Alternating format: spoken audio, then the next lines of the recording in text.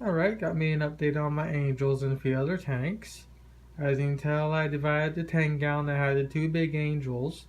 I got into a group that was able to tell me what exactly I should do or what I should do for a temporary solution or whatnot. And temporarily, I divided the tank.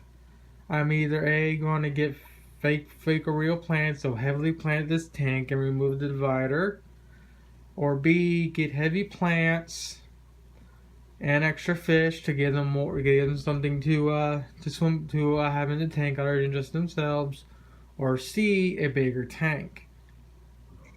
And if I get a bigger tank, it'll probably end up going underneath my TV right here.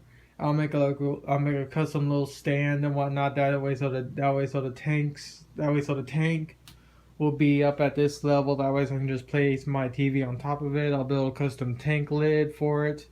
This is only a standard $200 cheapy Best Buy TV, so it's incredibly light. But yeah, that's the solution I have for this tank right now. My little 3-gallon cube is doing just fine. There's Mr. Betta. The 3 guppies are still alive and active, thank God.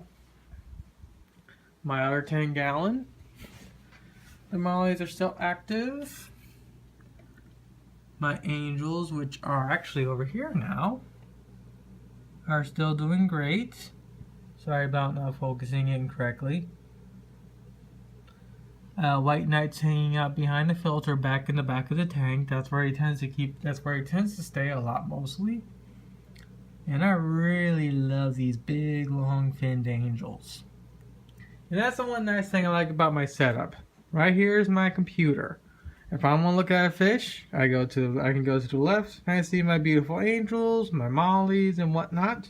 If I look to the right, I can see my 3-gallon with my 3 guppies, my betta on occasion, and then if I look slightly more to the right, I can see my 10-gallon with 1 to 2 bettas dependent, 1 to 2 Angels dependent on where the Angels are in the tank.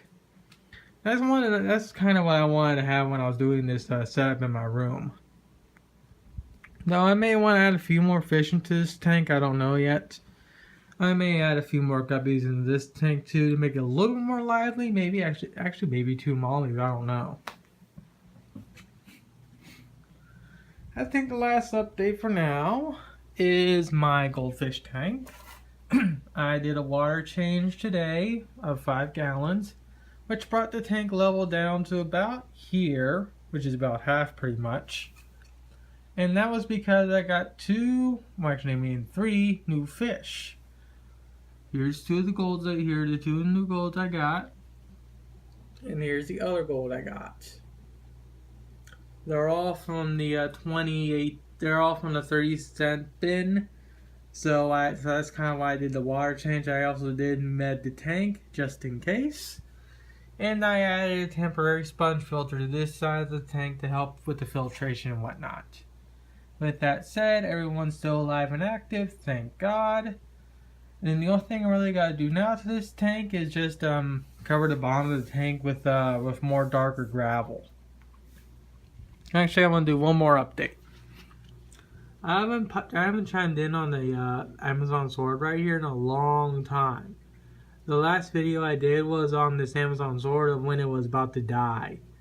Amazingly enough, it sprung back to life, and it's doing just fine. I just gotta now cut off all the dead plant parts without cutting off the good stuff. And of course, Brogue is still being alive and active for Walmart Betta. And I think that's it. Actually, no, there is one more update. The 5-gallon right here. The reason why I'm only showing you this part is because, unfortunately, the bettas that are in here are not doing too well.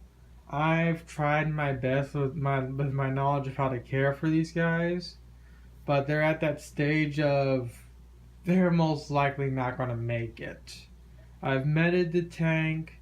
All I can do is just hope and see what happens. But if I don't come out with an update on the bettas for this tank in a few weeks, it'll probably be because they passed. Like I said, I'm going to try my best, but I can only do so much, and I don't got clove oil right now. But my angels are doing just, well, at least my angels are doing just fine.